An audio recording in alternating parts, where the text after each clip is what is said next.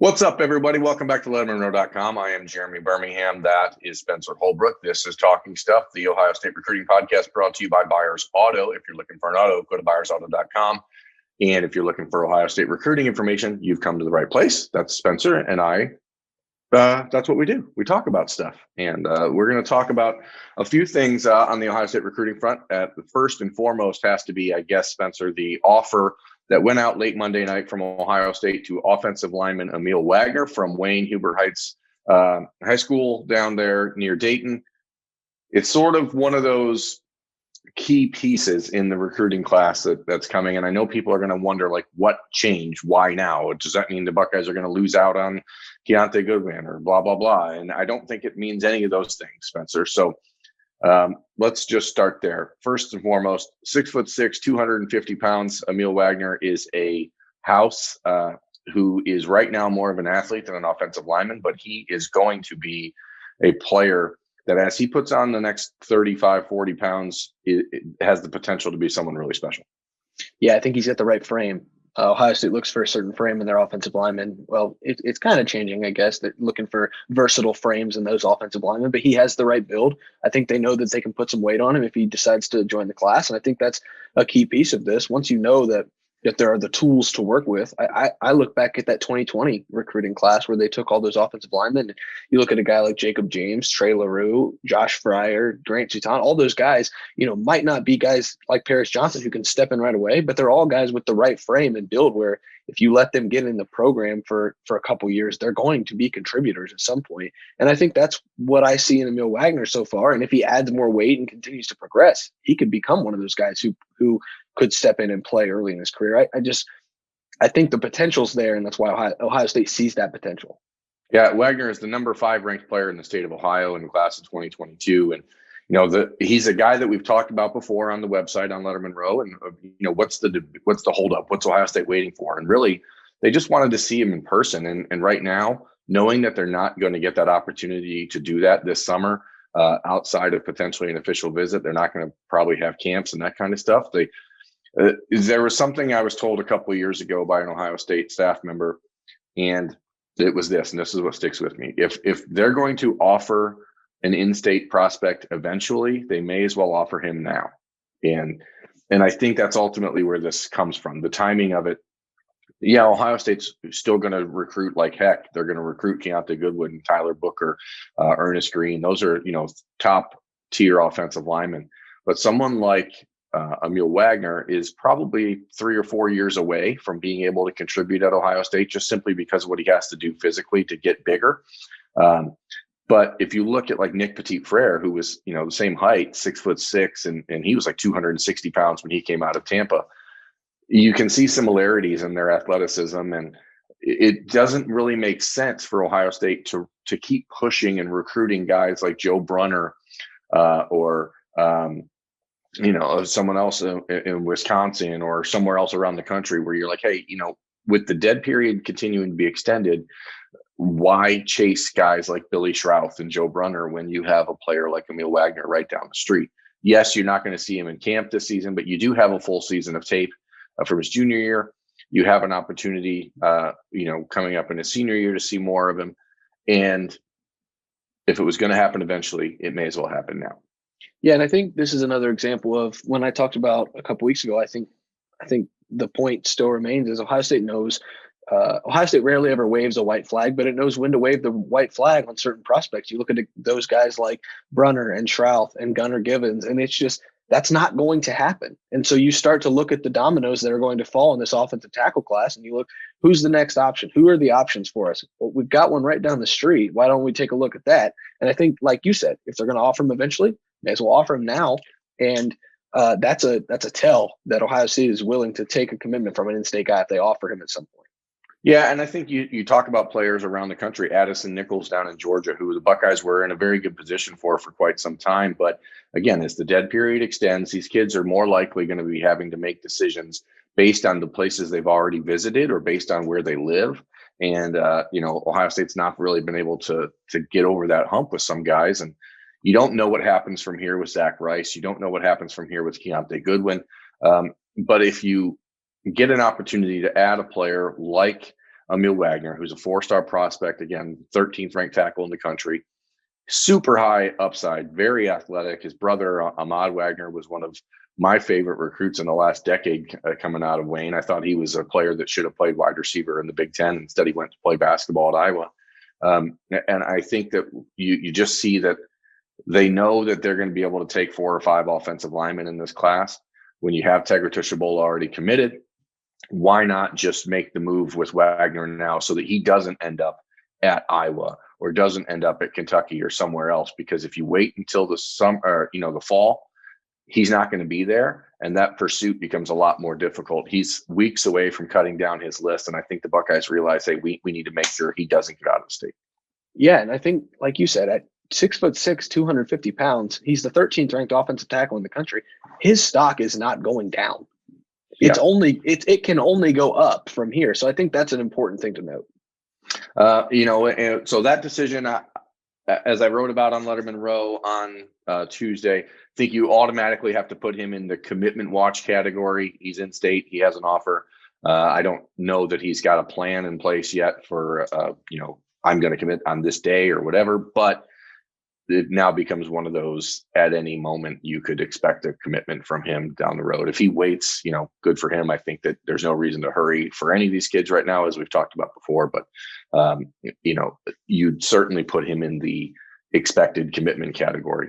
One player that has decided to wait a little bit longer on his recruitment and a decision is Christen Miller, the defensive lineman, 6'5", 285 pounds, out of Cedar Grove High School in Ellenwood, Georgia. He was expected to make his announcement on April the 4th. He took to Twitter on Monday afternoon and said he was going to slow things down. Spencer, that can't be anything but good news for Ohio State. Doesn't necessarily mean it's going to end with a commitment to Ohio State whenever he decides, but time is important, and the Buckeyes have more of it now. Yeah, and when the thing that we always try to read certain tea leaves, and the thing that I read there is, this is a guy from Georgia who could probably commit to most of the schools in the SEC right now if he wanted to, and he wants to slow down and take his time. And I think that's always good news when you've got a guy who's willing to take his time from the South that's considering Ohio State. I think that's just a new general rule of thumb that we should kind of make ours on this show. A top 170 prospect in the country, the 11th ranked player at his position in the country. I just think he's got a lot of upside, and the more time the Buckeyes have to try and get him in this class, the better. Yeah, I still believe quite firmly that Christen Miller's decision is likely going to come down to Georgia, but he's at least taking a step back and looking at what Georgia's doing at the defensive line. They already have commitments from Tyree West. They already are going to be getting a commitment coming up from Michael Williams. They have Barry Alexander out of Denton, Texas. So they have some things going on at the defensive tackle and defensive line position already in this class. So they have Darius Smith committed. He's 6'6", 225. Like, they got big dudes. And you just wonder how many they're going to take. I don't know that it really, like I said, I don't think it means for certainty that Ohio State now becomes, the team to beat. But the relationship that he has with Antoine Jackson, the relationship that he has with Larry Johnson is very good. The Buckeyes, as I was told when they offered, they were the team that folks in Georgia thought could really change his recruitment. And I think that the biggest reason he's decided to back off right now and not make the announcement on April 4th like he thought was because of the offer from Ohio State, the offer from USC. I think he's really just trying to make sure that he doesn't hurry into something. And again, I'm totally on board, and kudos to kids who are making that decision, because right now there is so much pressure to decide. Yeah, I think it's the right decision for all these kids to make. If I was a recruit, I certainly wouldn't be committing right now with all the uncertainty. But you do look at Georgia and how they recruit so nationally, and sometimes it's kind of like Ohio State. They let some kids from their backyard get out, and that's just how the national recruiting scene works. And if Ohio State can take advantage of that anywhere they can, they've identified a guy who has strong ties to somebody on the Ohio State roster. And I think that's a really good recruiting job. I think this will be a really good recruiting job for Ohio State, even if Christen Miller doesn't end up at Ohio State, if that makes any sense, just because and they're pushing Georgia. And the thing is with Georgia, they have so much talent in that state right now. It's sort of unfair. I mean, if you think about it, they have They could recruit just in the state of Georgia and be totally fine. There are 34 4 or 5-star prospects in the state of Georgia. So you literally can't take them all. So the Buckeyes are trying to find out which kids in that group have the greatest opportunity to consider leaving home, and Christen Miller is one of them. Like I said, there is interest in Mikel Williams. That's just not going to happen, and the Buckeyes know that, and so they turn the focus down the line. And Christen Miller has visited Ohio State. He went to Columbus in October by himself and with his teammate Josh White, and took a self-guided tour because of his relationship with Antoine Jackson. So I don't think that Ohio State is in the driver's seat in that recruitment, but they are certainly a team that has the opportunity now to change things. Yeah. Anytime you give yourself a chance to swipe one from the SEC when you're Ohio State and you're competing against some of those big dogs down there, that's a good thing, right? I think we can kind of agree on that. And this is a guy 6'5", 285 pounds, and he's only going to grow on that frame, and that's a frame that Larry Johnson certainly can work with. So I think this is the kind of situation where the more patient he's willing to be, the better for Ohio State, and really the better for Larry Johnson, because the way he's now playing this recruitment and taking his time is falling into the Larry Johnson approach to recruiting. Yeah, Larry Johnson's all about the relationship, and it's all about the long-term relationship. He does not generally fall into these situations where it's like an immediate love at first sight thing with any kid or them with him. It's about really building something that's sustainable and that is more than just football. And that's Christen Miller. If you go read up on him a little bit, if you can, my friend Jeff Santel at dognation.com did a great story on him a few weeks ago, and to really give you a little background into who he is. So you should probably check that out if you can. Speaking of checking things out, Spencer, I was in New Orleans over the weekend and watching a number of Ohio State targets in a 7-on-7 tournament there, put on by battle.com. Quite a talented field. Boy, oh boy, there is so much talent in Louisiana. It is sort of absurd. The number of kids in Louisiana and East Texas, I mean, wow, it's eye-opening. And I think, we've talked about it before. The state of Ohio right now is becoming less and less talent rich when it comes to Ohio State caliber players. And I don't know exactly why that is. I mean, I know there's a lot of a demographic shift certainly that happens, but wow, there's a lot of real dudes down in that region. And I wrote about it on Sunday, but it might be time for Ohio State to consider at least trying again in that area. Well, and I think it makes sense right now for Ohio State to try in that area because look what's going on at LSU. I don't want to make light of that situation whatsoever, and we don't really need to get into the details of that situation, but LSU is going to take a hit for that. And if you don't know about it, then go read about it. But LSU is going to take a hit in some form or fashion for what's going on with their athletic department right now. And this would be the perfect time for Ohio State with a guy from Louisiana, technically Jair Brown, already committed. He has friends down in Louisiana. Go take advantage of the strings you can pull. And when a program is down, Ohio State's been known to go into those areas and try to grab some guys out of there. I think Louisiana is ripe for the picking right now. Yeah, and it is for Ohio State more so than a lot of other schools because in the minds of these kids, Ohio State is an SEC type program, an SEC talent, equivalent. And that's what they're looking for. They're looking for the places that can develop them and where they can win championships. And that is the reason why these kids, generally speaking, think that they have to stay home and play in the SEC, aside from the fact that Louisiana kids, by their very nature, are just kind of homebodies. But the opportunities that Ohio State presents for these kids is very real, and they do know that. And I think that's why you've seen players like Jacoby Matthews, the 5-star safety from Louisiana, who a year ago, Jair Brown, when Jair was getting committed and really getting involved with the Ohio State class, Jacoby Matthews was the first player he mentioned as a guy he wanted to bring with him. And Jacoby Matthews is the number 2 ranked safety in the country. He's a 5-star prospect. And Ohio State hasn't offered. And I think quite simply the reason they haven't offered is because they just don't think that there's a chance to get him. And maybe there isn't a great chance, but you have to at least try to open that door up. And as you mentioned, with what's going on at LSU, with the way that Georgia is recruiting nationally, with the way that Alabama always recruits nationally, there's plenty of players down there that Ohio State could probably pluck 1 or 2 of the cream of the crop is if the players fit the profile.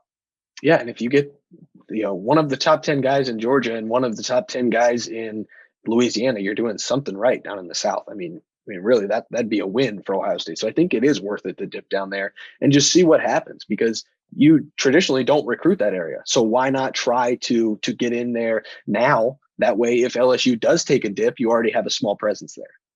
Yeah, and I don't want to go 30 minutes on this show, folks. This episode of Talking Stuff, the Ohio State Recruiting Podcast, brought to you by Buyers Auto. So I'm going to wrap it up by talking about one player I did see in New Orleans and saw him for the first time, and that was Ohio State 5-star commit Jaheem Singletary, who I tweeted about it on Saturday night after seeing him for the 6 hours on Saturday. If you were building a defensive back, Spencer, it's exactly what he would look like. Every created player that I've ever made on like Madden or NCAA football that was a defensive back looks like Jaheim Singletary. He is so perfectly proportioned to be a big time defensive back. Super long arms. He's a lot thicker in the midsection than you'd think he would, considering he's listed at 6'2", 175. He turns his hips extremely well, runs with guys up and down the field. The thing that I was most impressed about it, and I put a few clips on Twitter, not many because the situation there is sort of chaotic, but he did a great job in letting go of his guy and helping out in coverage on other people, and really understood the zone principles. And then you look at him and he's a nasty guy in the jam situation and the bump and run. He is going to be something really special. Yeah, everything that you've told me, and then you watch his highlights, and his highlights are some of the most impressive you can find. I think this is an absolute home run for Ohio State. It's a steal that they got him this early in the class. And as the visits happen, you can only imagine that relationship is going to get stronger, and he's going to stay locked into that commitment. I know you asked him about that, and he was pretty adamant that he's in the Ohio State class to stay, and he's not going anywhere. Yeah, and I think that there's a little, temptation for people to worry because he's down in Florida, because he hasn't been able to visit. He did make a self-guided tour of Columbus in January. He told me he is not the kid that is really vocal on social media. You have seen him, if you follow him on Twitter, you've seen him drop, the little acorn or the Buckeye icon on Twitter responses to other players when they talk about their schools and stuff. So he's doing his part, but he's not a kid that's going to be real loud about trying to bring in other guys with him to Ohio State. But what he is going to be loud about is how good he is. And on the field, that kid who doesn't talk off it is extremely confident, and it is fun to watch. I mean, he simply has a good time playing football. And if you go to lettermenrow.com and read about him and his position and in his recruitment, as I wrote about it on Sunday, I think you should do that. I also think you should like this video. I think you should subscribe to our YouTube page. I think you should rate and review our podcast if you're listening to it on your phone or somewhere other than YouTube. And I think that you should have a great day. And Spencer and I are going to do that. That's Spencer Holbrook. I'm Jeremy Birmingham. This is Lettermen Row's Talking Stuff, brought to you by Buyers Auto. Thanks for watching.